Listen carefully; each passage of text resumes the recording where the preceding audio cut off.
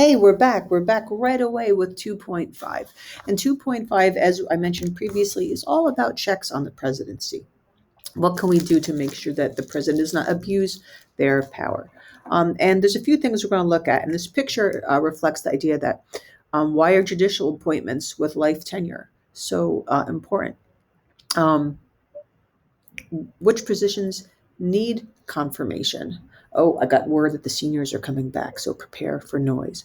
Um, all right, the president has about 500 different cabinet nominations they're responsible for, 126 Supreme Court and federal court nominations, about 4,000 civilian nominations, and 65,000 military nominations every 2 years.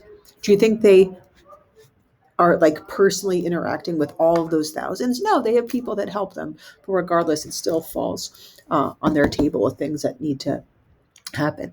So let's look at where these things are mentioned. Article 2, look at Section 2, shall grant ambassadors, other public ministers and counsel, judges of the Supreme Court, and all other offices, right? And when does the Senate need to approve it, and when don't they?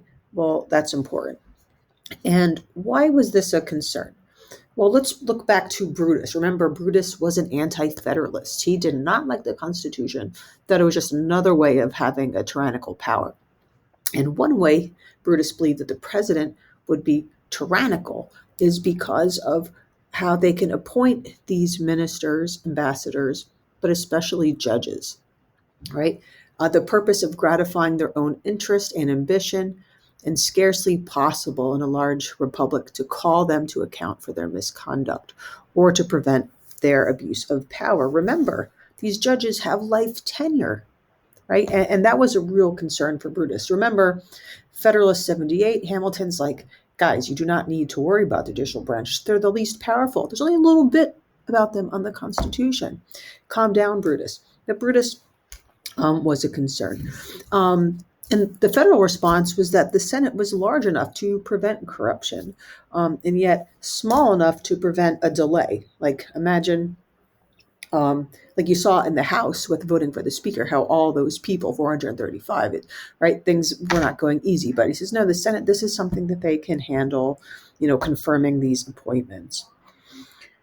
Let's go back to Article 2, Section 2. And it also mentions treaties, that they can make treaties provided that 2/3 of the Senate concur. So this is important power, an important check the Senate has on the president as well. Keep in mind that no confirmation is necessary for the White House Chief of Staff or the White House staff in general. So you have the Chief of Staff, Ron Klain, there to the left. We all know the Press Secretary, Jean-Pierre, the Chief Counsel, the National Security Advisor. That's Jake Sullivan. That's from an article from Taiwan from just a few days ago.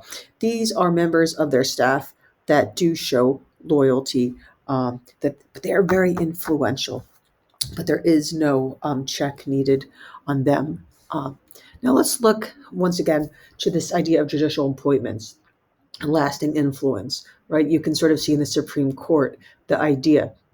And we bring this up that even though former President Trump only had, as of now, who knows if that changes, 4 years as a president, his legacy will go way beyond those 4 years because he had the ability to put three judges on the bench and three very young ones, right, who will probably spend decades on the bench. They're given this power in Article 2, Section 2, the judges of the Supreme Court, and they shall hold this office during good behavior. That basically means it's a life tenure. Supreme Court judges are carefully received and selected. They vet their appointees. We saw this process. Hopefully, you paid attention last spring before you were one of my students when you saw this happen to Ketanji Brown Jackson and to others before her. It used to be not as hard to get approved, usually as long as you were like a decent person.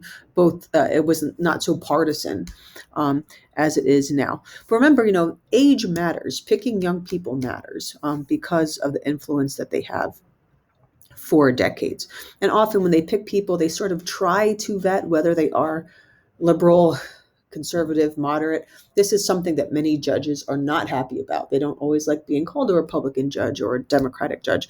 And that's something that we can discuss as well. Let's also, before we leave, talk about policy initiatives and executive orders and how they can cause conflict. Like I said, we're going to come back later this week to executive orders. But with Congress, when there's an agenda, how do you resolve, right? When things don't see eye to eye, and if you put an executive order over the wishes of Congress. So policy can create controversy. Keep in mind, this is a CNN poll, so we like to always be aware of various biases. And this is related to how many executive orders Trump was actually making at the beginning of his presidency. So, a president will say, like, to Congress, hey, like, I want you guys to do this. And in the first year, how many laws related to their policy agenda can they get passed? And some things that they can pass, they try to reroute the executive order way. But they always first try this congressional call to action. So, but remember, only members of Congress can actually make policy. The president can control some things, right? But bills get marked up, as I mentioned in the last video along the way. The final version is often much different than the initial version. So how can a president bypass the will of Congress? They can do so by pocket veto, by using the bully pulpit, right? Things like we mentioned previously, executive orders, recess appointments.